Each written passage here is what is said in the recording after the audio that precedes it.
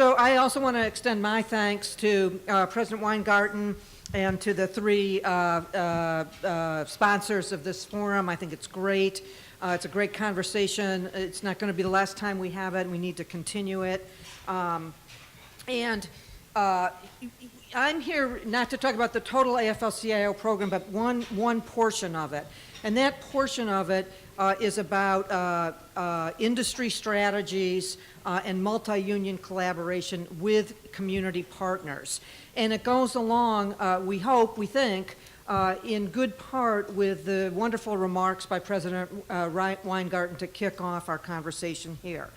So let me just say a couple of historical things that we all know and are very obvious.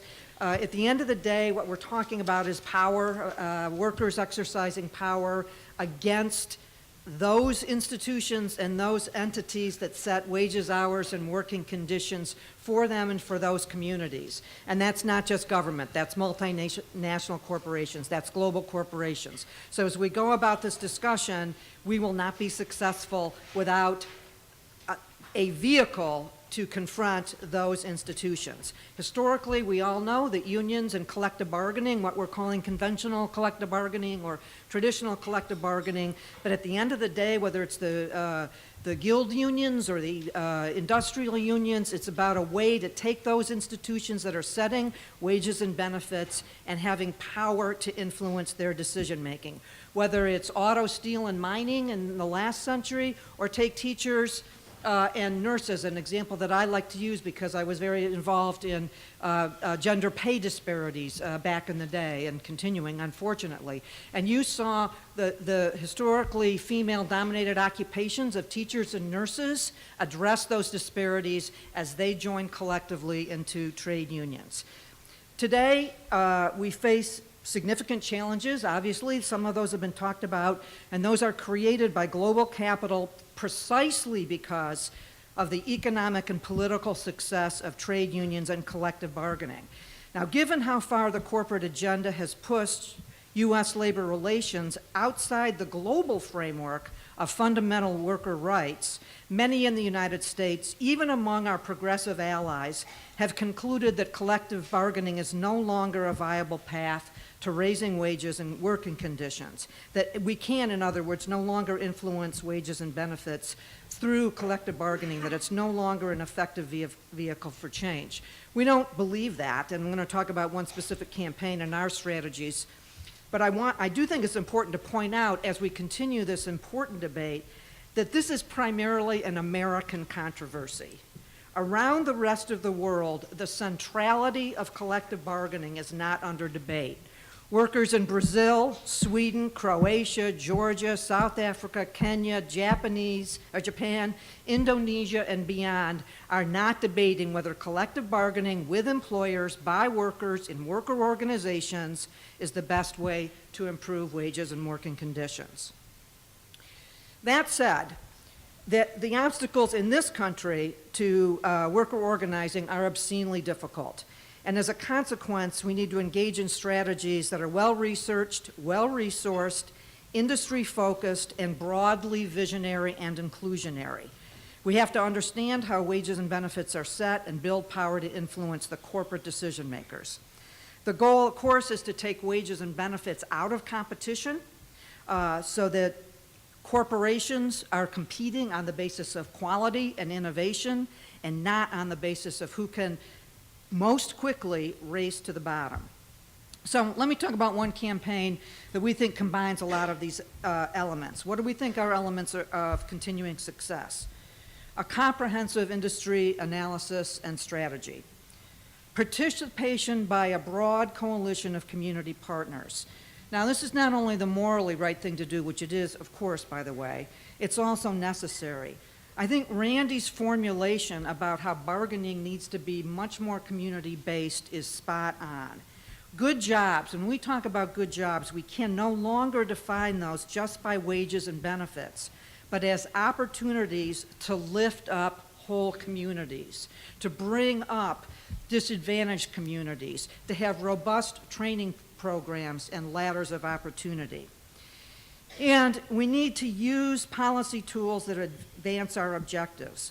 To be sure, we don't have the power we once did, but especially in combination with broad coalitions, we do have some power, and we need to use that strategically.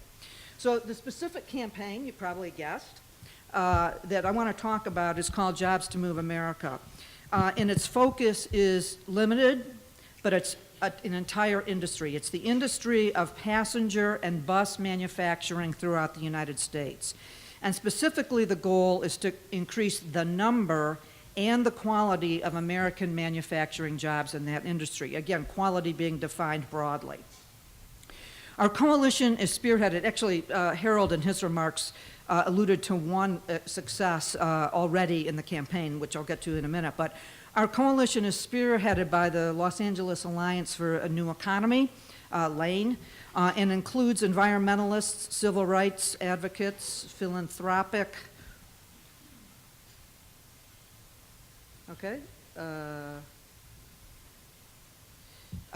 organizations and labor. It's a multi-union initiative. You know, we still, unfortunately, in the labor movement, need to learn to work together more effectively.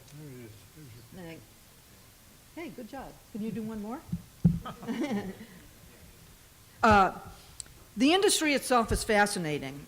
Each year we spend about $5.4 billion of public money to manufacture passenger rail cars and buses. This is work that our country invented and developed. But today, there is not one single US-based manufacturer of rail cars and buses. All are foreign owned. This was once a highly unionized industry. Today, not so much. In bus, only Gillig and New Flyer are unionized, and in rail, only Alstom, which is a Canadian corporation. Decisions on the purchases of these vehicles is typically made by, and here's the centerpiece of the campaign, is typically made by local transit agencies. But since federal dollars are generally involved, federal regulations also apply, which, by the way, creates additional opportunities to influence how public money is spent. Since the procurements are typically local, we have opportunities to influence decisions even in red states. So, what we have created is a model policy tool that incentivizes for the following: good wages and benefits, increased number of U.S. jobs in assembly and along the supply chain, hiring from disadvantaged communities, and promotion of robust workforce development and development opportunities. Nothing about unions, you say. Well, maybe not specifically, but our unionized companies are currently at a disadvantage when bidding on procurements. By adoption of this model RFP language, it enables our unionized companies to compete. It also helps to reduce employer opposition to worker organizing. And it opens opportunities for us to have conversations with companies that manufacture these vehicles about what the public wants to see from manufacturing in our country.